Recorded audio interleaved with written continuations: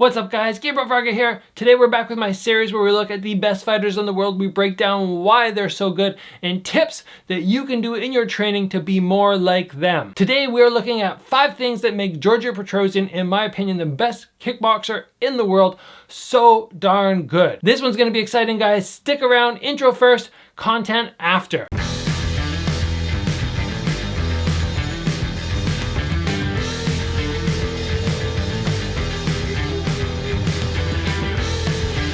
Alright guys, if you know anything about kickboxing, you will know that Giorgio is the best fighter ever. He has over 100 wins and only 2 losses. He's won pretty much every major kickboxing title in the world, and he doesn't just kind of beat his opponents, he picks them apart and very rarely even loses 1 round. Now I know I talk about Giorgio a lot on this channel, and I think it's worth mentioning that he's not actually one of my favorite fighters. When he first entered K1 Max, I was pretty disappointed to see him there because his style goes so against the grain of standing in front of your opponent and just kind of banging away, which is what all the guys did back then. It definitely brought the pace of the fights down. But now that I've sort of watched him more and learned to appreciate it, I actually don't mind, and I think it's worth watching him loads and loads to share information with others. So that's what we're doing today, guys. If you haven't already, do me a favor, get subscribed, give the video a like, and let's roll on. Now, the challenge with this video in particular was actually trying to pick only 5 things to focus on because he has so many things that he is so good at. So maybe I didn't pick all the things that are the most important, but I definitely picked my 5 favorite things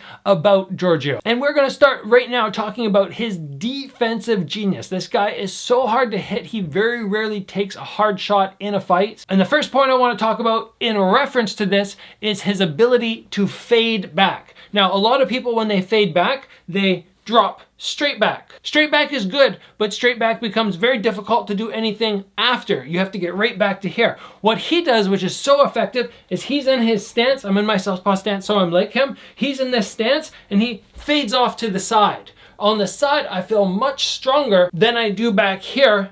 From this position here, it's very easy for me to adjust my feet or take angles and throw punches. I can really do anything from here. I can kick.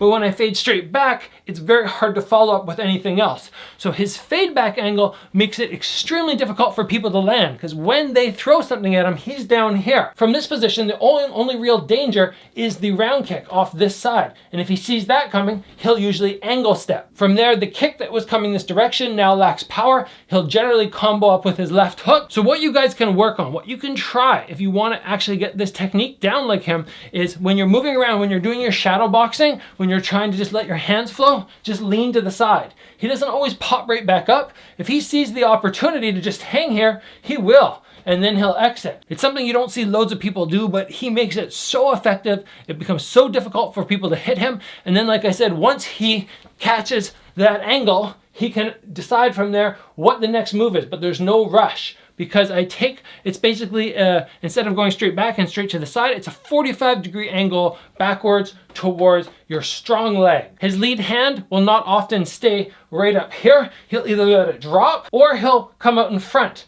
and use it as a straight stiff arm to make it very difficult for somebody to close the distance even more. He's one of the most successful fighters utilizing a fade back, but like I said, he puts that 45-degree angle on it. Try it out, guys. I think it is something that if you feel like it works for you, you should drill and drill and drill because he has proven time and time again that this is one of the most effective defensive maneuvers that you can utilize. Point number 2 in his genius evasion is his stance work. Where many fighters in kickboxing have a strong stance, they go fairly wide, they're fairly stable. This gives them more power in their shots, more power in their kicks, more stability overall, but less ability to move rapidly. Giorgio takes a very short stance, a very narrow stance for that matter, and from here he is able so effectively to take angles, which allows him to fight so close to his opponent. He's just out of range. But if I fight just out of range in a wide stance, it's very hard to move anything but my head. Moving my feet becomes very slow. But from this tiny little stance here, especially with the amount of weight he keeps on his back leg, he's very light on this. It allows him very easy to check off this side for anything. He can check off the low kick, he can check off the low kick other side, he can lift up and defend on front kicks or knees, and also at any point he can just shift his weight, he can cut to the side. He's just so effective from this tiny little stance. Now this is going to be an extreme example because this rope is not nearly long enough. But if this is something that you wanted to do, you could take a string and you can attach it between your feet to limit your movement. And I actually had to do this years and years ago when I first started from karate.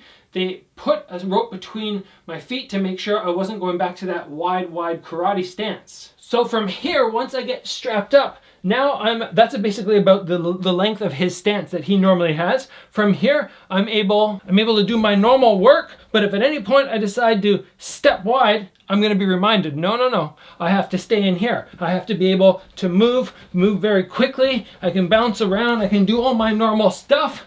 But from this position, it's going to remind you, don't extend your feet outwards, stay short, get ready for your checks, get ready to punch, take angles.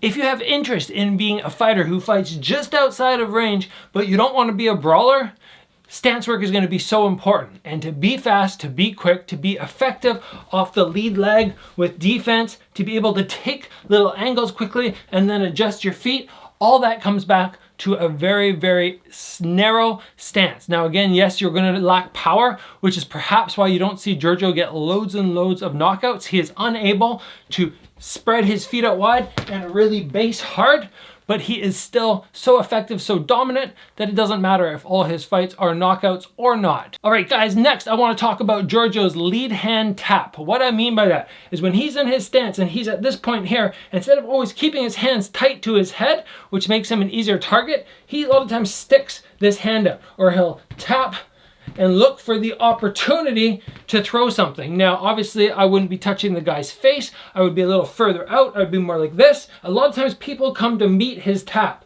He puts it out, they go with their own jab, tap, and then from there, if they meet, he'll cut an angle and he'll come for the hook from the side. If that doesn't work and he's not able to land right from here around the side because they're being very effective, matching with their hand up, they're coming like this for the tap, then he'll come down the middle. He'll go tap, he'll tap, and then a little step to the jab.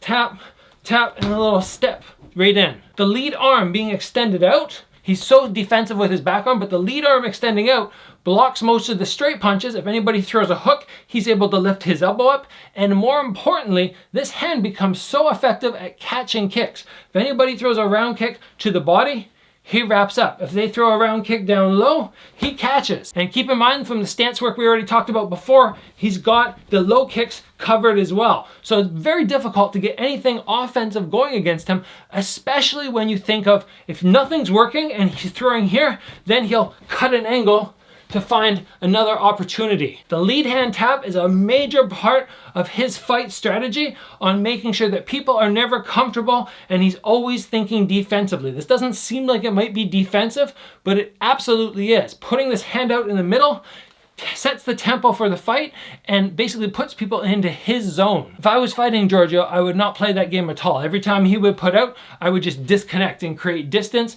I would never stay there and play the tapping game with him, and I would never ever let him come forward and tap my guard. If my guard was up and he's tapping me, you're right away going to get set up for something. I think with Giorgio, one of the main strategies that you would have to utilize is staying at range and trying to close distance very fast, but that's easier said than done with this guy. Now guys, let's move along and talk about his long guard knee. And what I mean by that is if your hands are up and you're throwing a knee off your back leg, instead of having both hands come across or throwing like this where you're thinking defensively, what he does is he actually switches arms. We just talked about this hand. He sets this hand up, he has his tapping hand, and then if the person starts to elevate their arms, their body becomes open, he switches arms, and then he comes up the middle with this super long guard. The reason the long guard is so effective, and people like Buakaw have utilized it extremely well, is when I put my hand out down the middle, I place it on top of their head or on the other side of their head, it becomes very difficult from here to close the distance because the straight arm is in the way, and it becomes very difficult to land a punch because any straight punches are gonna hit in here, any hooks are gonna land up here. The body is open, but that's pretty much it. Except for maybe the uppercuts. The uppercuts are very hard to land at this point because if you commit to an uppercut, your torso is extremely exposed and stretched out. So his long guard from here where he's tapping, he reaches and he fires that knee in. It's a crazy portion of his overall attack strategy, and he's put people down with it a number of times. It's one of my favorite techniques, especially when he does it, because he's here and he controls. If they start swinging at him from here, he still controls the distance, and he backs out, and then he goes right back to the other hand controlling the distance. So he can control, switch knee, control. He can touch into the switch knee. Such a beautiful sequence of attacks and implementing the defense with that extremely long guard, tying it in with your knee to the body attack. And finally, guys, the last thing that I want to talk about is his round kick, the left round kick. Now, he does something that's so unique. I have never seen one other person do this. When he throws his round kick, he often hooks his foot around their back to make sure that they can't toss his leg to the side. So if you guys know anything about a Dutch style cross block, somebody throws a round kick, let's say they're southpaw, they're throwing at me. I come across like this, I check the kick, I hook the kick, and now from here I control it this direction. I'm able to pull in, and I'm able to push out a little bit with this arm. From there, once I've hooked it, I follow through, I sweep, and I come with my own low kick. This is something that should have been so effective for guys like Andy Sauer, Albert Kraus, classic Dutch fighters from Holland. When they fought Giorgio, they probably thought this was gonna work like a charm, but he tricked them. He added a little element. When he throws his round kick, and it lands and they hook it, instead of keeping his toes pointed, allowing them to shuffle back, the foot crosses in front and they throw it through. What he does is from here, he kicks and he hooks his toes. My toes go from pointed to here, he hooks around their back, and now when they cross block and they try and back up, the foot is hooked there, and he is able to adjust his stance with a jump if needed. He can jump back, he can jump forward, or he can just extend his leg or draw his knee across the body to protect himself. I have never seen anything like this from any other fighter, but once I started recognizing it years ago, I started trying it myself. It is one of those techniques that is so much harder than it looks. Like when you see it in the fight, you're kind of like, oh, I think I can implement that. And then you start trying to do it, and man, it is hard. He makes it look so easy. He shuts down Dutch style fighters with their Dutch block and scoop, not allowing them to do it. He throws the round kick, he's touching, he throws the round kick, he hooks, he gets right back down, and every time he throws it and they plan to scoop and do their counter shot, they have nothing. It is exceptional. It's something you may have not even noticed him do, but it is one of the things that impresses me most about him. So guys, that is my breakdown of Giorgio Petrosyan. Does it cover everything? Absolutely not. If I missed one of your favorites, one of your favorite things about Giorgio that just stuns you, throw it in the comments below. Let me know what it is. I could have done the 15, the 20 things that make Giorgio Petrosyan so darn good, but I had to stick to 5 because that's what we've been doing for the other videos. I didn't want to change it up because that's my format, and I think 5 is a lot easier for people to retain information than 15 or 20. Before we wrap up today, guys, I want to say a big thank you to everybody who's supporting the channel. It's growing. It's so fantastic. If you guys haven't already, give the video a like. If you haven't, get subscribed. Train hard, guys, and I'll see you back here soon for another video.